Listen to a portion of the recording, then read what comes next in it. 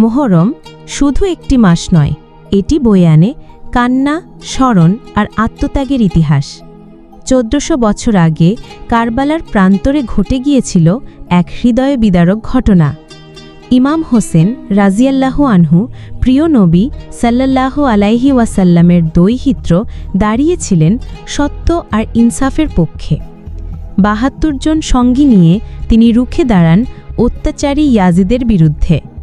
শিয়া মুসলমানরা এ মাসে কালো পোশাক পরেন, মজলিসে অংশ নেন, মাতম করেন, ইমাম হোসেনের ত্যাগকে স্মরণ করে।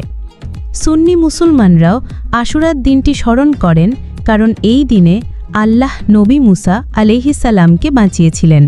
তারা রোজা রাখেন, কুরআন তেলাওয়াত করেন, দোয়া করেন। দুই দিক থেকে দেখা হলেও একটি বার্তা আমাদের সবার জন্য: ন্যায়ের জন্য দাঁড়াও, অন্যায়ের সামনে মাথা নত করো না। আজও কারবালার শিক্ষা আমাদের বলে, সত্যকে রক্ষা করতে গেলে জীবনও দিতে হয়।